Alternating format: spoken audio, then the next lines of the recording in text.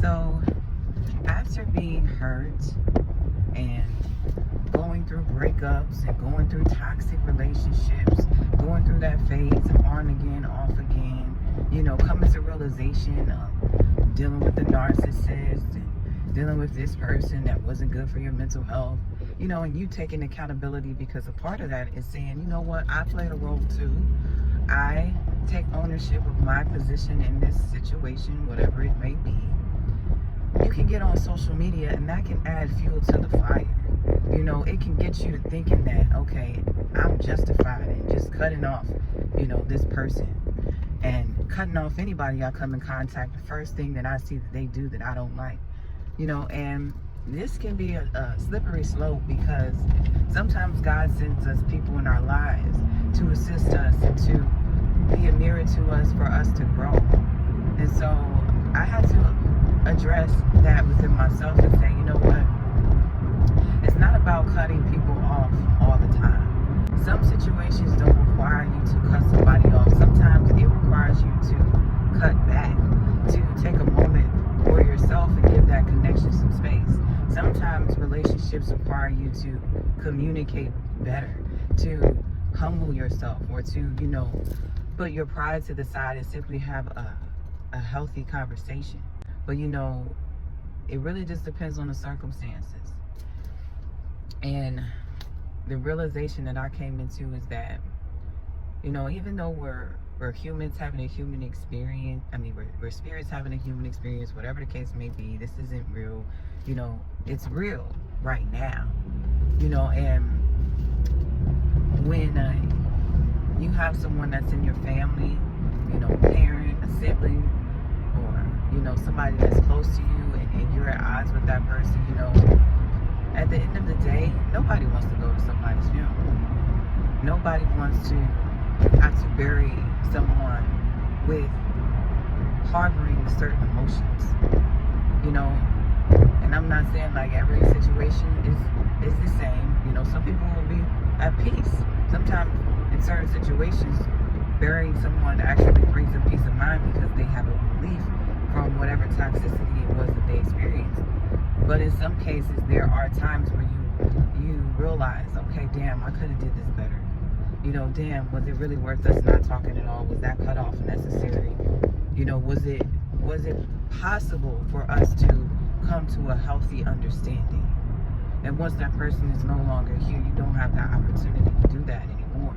You have to tap in with the spirit. You have to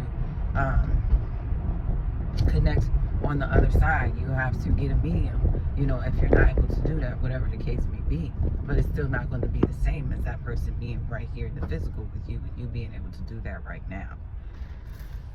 And so that's just the epiphany that I came into the other day. Not everything requires someone to be cut off, and I feel like that in that case, you really have to write down what your boundaries are, write down what your limits are, write down what your red flags are, honor those, and then do what it is that fits the scenario that's healthiest if you don't want to cut that person off. And so that may look like minimizing time with that person. That may look like minimizing conversations, but you can still have a relationship with that person to a certain extent, where at least, there's no guilty conscience. There's no regrets. There's no doubt in your mind that you did everything possible to try to make the relationship work, if in case, that's necessary. So I just wanted to share that, because, we live in a world now where cutoff is like the first and top priority of this culture now. Cutoff culture is serious, and it didn't always used to be that way.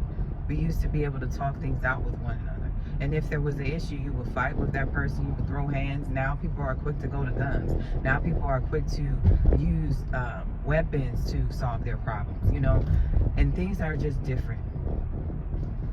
Instead of creating healthy solutions, like having healthy conversation, sometimes it goes to the the extreme. Either you don't talk at all, you just cut that person off altogether, or you go shoot that person. Like it's like it has to be like a healthy balance is what I'm saying.